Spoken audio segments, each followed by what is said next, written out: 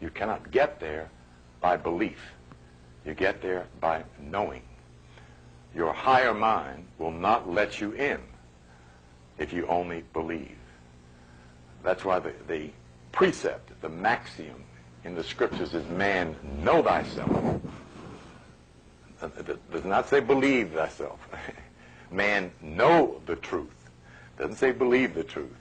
Knowledge opens the higher doors of divine mind in which we live and move and have our being.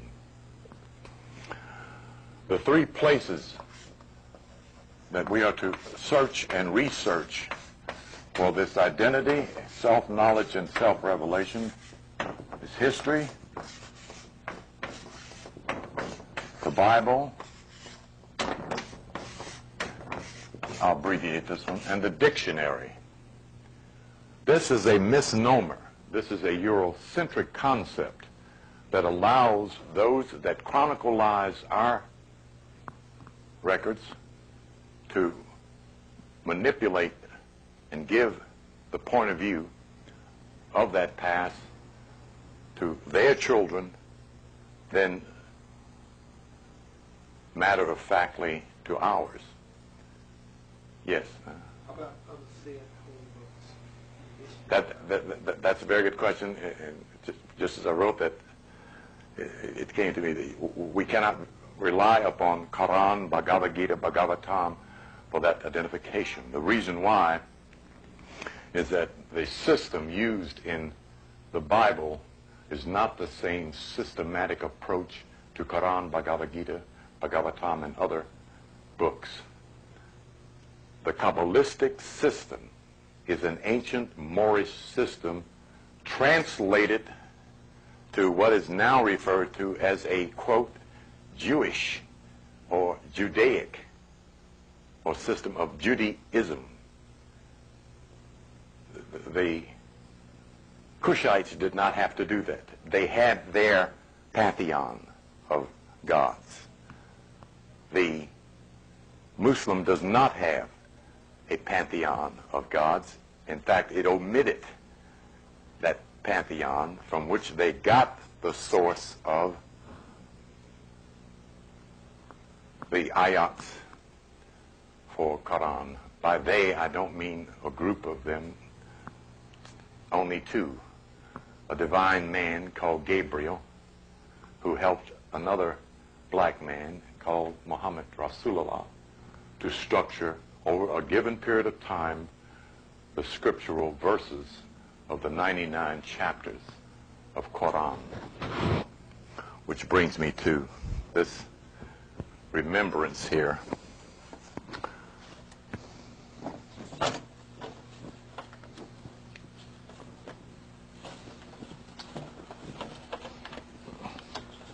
Where's my other chart? I'll get that in a minute.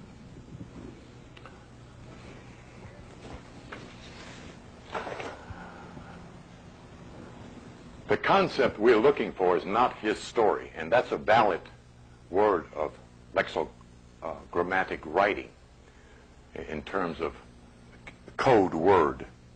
His story is exactly what the word means. Him being the European writing about someone else's records of past. What we're looking for are our records of our past. And that's a difference. Those records of our past are from our ancestral point of view, not his. Thereby, the validity of Afrocentric and Eurocentric, meaning the African's point of view, center of thinking, center of viewing self, family, community, and world, as opposed to a European view of community, family, worldview. Before the transition of Yosef ben Yochanan, that's what 98% of colored Negro Americans had, was a European point of view. You know, Frantz Fanon coined this from the distance of Algeria when he said the only alternative that the African has is to become white. but he first announced that he was not cosmically conscious and was not illumined, and it pretty much run into an intellectual blank wall in terms of where the African could go from the disadvantage point he was in at the time that Fanon was writing. This was even after the Algerian Revolution that they thought was going to be a success, and some, I guess even then, some Boudelays turned around and turned the government back over to the Illuminati. You know? So from his vantage point, I guess he was pretty much correct at that point. At that point, it seemed to be no place for the African to go, being the subservient class. Then the refound concept of the African in America, the Negro colored fellow and his clan, who discovered he's not a Negro, not colored, and not a fellow, has been virtually the greatest revelation of this millennia for us in this discovery, that it's gradually dawning upon the masses.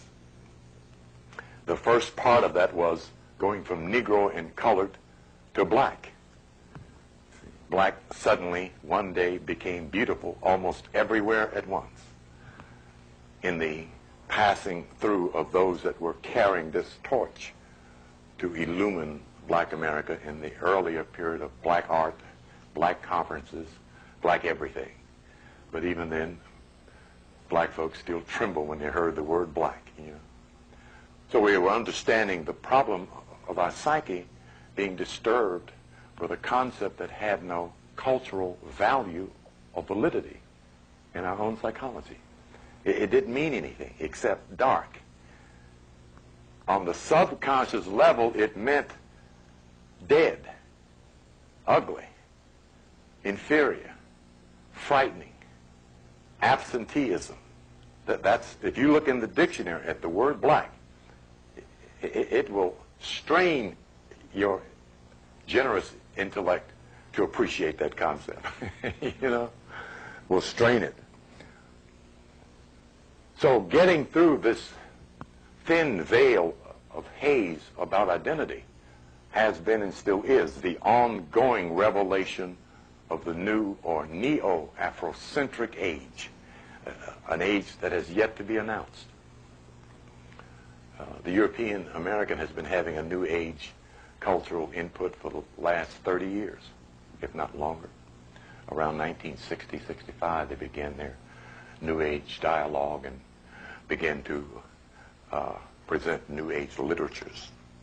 No such light was shown in the black world, so black folks who were, quote, intelligent Negroes went to European New Age conferences, New Age churches, New Age books, and came out whiter than the damn folks that were white in the class, you know.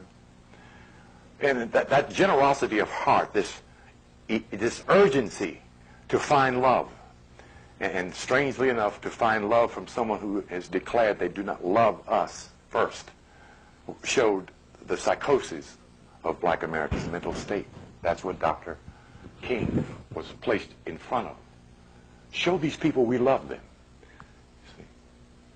Let them throw at us, let them do this. You know. What was the psychology that nonviolence and civil disobedience presented? And the East Indian had to do the same thing. The difference was the East Indian was the majority in India. Is why his stuff worked. You see, and those that were hitting them in the head looked like them. You know, and many of them wrote later. They became physically ill at the thought of hitting their own people out of the service of policemen for the Britisher. You know, probably the only successful cultural protests on planet Earth as nonviolent. And the British packed up and went home. just as Mahatma Gandhi told them. That's all they had to do. He said, well, how are we going to do this? Just pack up and go home. It's that simple, you know. We have not been that fortunate. And the question is, do we need to be? Are we in the right place with the wrong identity, with a